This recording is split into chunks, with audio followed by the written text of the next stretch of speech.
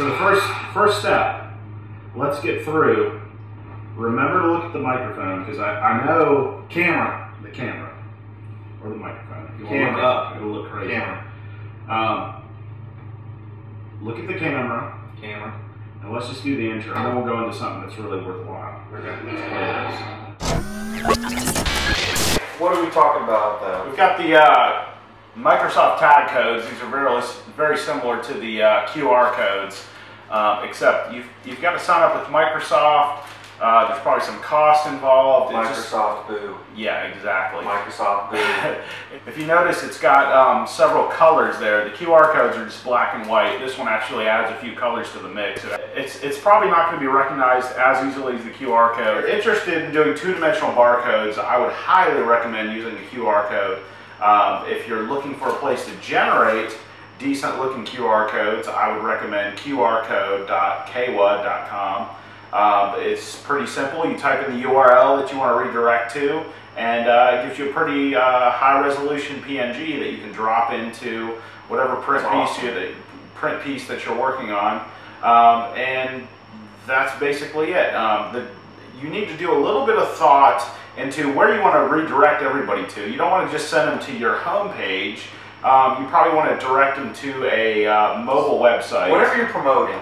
Whatever you're promoting, specific product or something like that, and yes, a mobile version of that. That's right. You want a mobile version of the site because 99% of people are probably going to be scanning these codes from their BlackBerry, iPhone, Android, whatever, and we don't want to send them to a fully desktop version of your site where they're having to download huge amounts of data onto their phone, and it's not going to load as quickly. Yeah, not just that, but it's just those sites. Yeah, it doesn't look good. It doesn't work well. So most content systems nowadays offer kind of a mobile version of your website.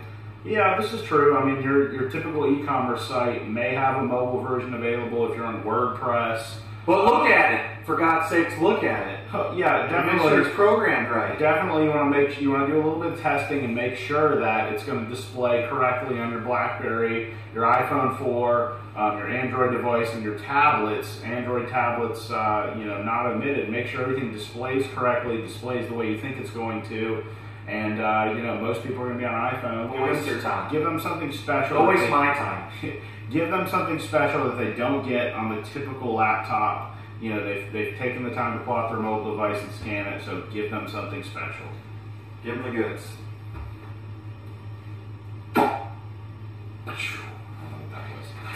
What's that? Well, I mean, you're the one back from the InDesign Conference in Washington, D.C., so what happened there? What'd you learn? In Washington, D.C., I learned that I should not have CS3 anymore. I should have CS 5.5. And that's quite a leap. That's kind of an expensive leap. A little bit. For me, too. But everything is automated. Let's see, Flash is easier. They made it. InDesign is easier. Photoshop is easier. Illustrator is easier. Everything is easier. And they make it so you don't have to be a GD programmer. That's right. To do it. That's right. So, there you go. That's my breakdown. And it just really does everything for you if you know where to look. That's right. Because they changed it around just a little bit. Tiny bit. Not a big deal. You'll figure it out. Go to the forums, the blogs, because that's basically what the InDesign Conference said. Where are we going on to next? I mean, we talked about the QR codes. We talked about your extravaganza off to Washington. What else?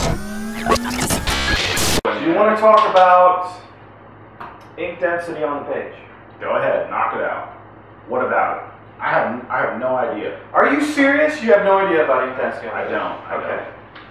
If, in fact, you care about the way your designs look on paper, you will get somebody to come up with a profile that you can put on all of your images and documents so that it will print properly the next time you print. If you're printing on crappy paper, you want to bring down that ink density. If you're printing on like the super high awesome paper, you want your colors to be really vibrant, you want to up the the ink density, that the dots per square inch that are and it's not the dots per square inch, but actually what those dots consist of, and the saturation level of those dots. All right, so my printer, will they send me a profile that I can use right off the bat? Do I have to ask for it?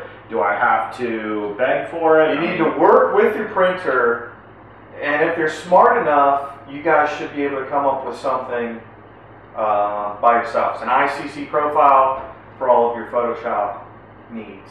Okay. And InDesign needs. Say I don't. What happens to my print job? I have no ICC profile. I've not thought about the ink densities. What happens to my job that I send off? Okay. I've got a 10,000 catalogs printed. If you're printing on this stuff, this newsprint, you are going to be like bleeding through the paper with ink.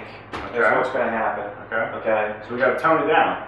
We got to tone it down. We're the source. We need to tell them how to do an ICC profile. I can't do that actually right now. Yeah, but maybe next time. This is just episode 1. This is episode 1. Co-mail. What's up with co-mail? Jason, tell us about co-mail. Don't look at me. This was your topic.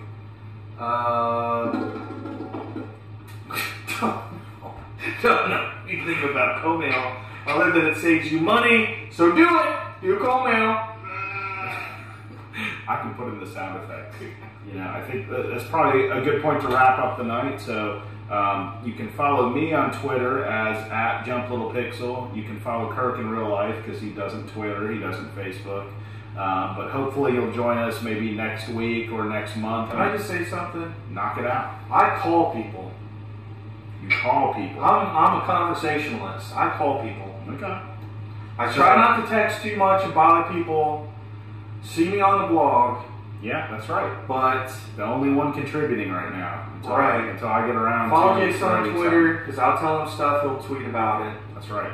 And we'll be all right. Okay. Okay. So this has been Print Talk with Jason and Kirk, and hopefully you'll catch us next time. Hopefully there will be an episode 2. If not, this might be a collector's edition type piece. I hope collector's edition. I hope so too. If we're bad, tweet about it. If we're good, tweet about it. It's right. Okay. Tweet about it either way. Feedback, we can always improve. That's right. No news is good news. That's not right. No, it's not.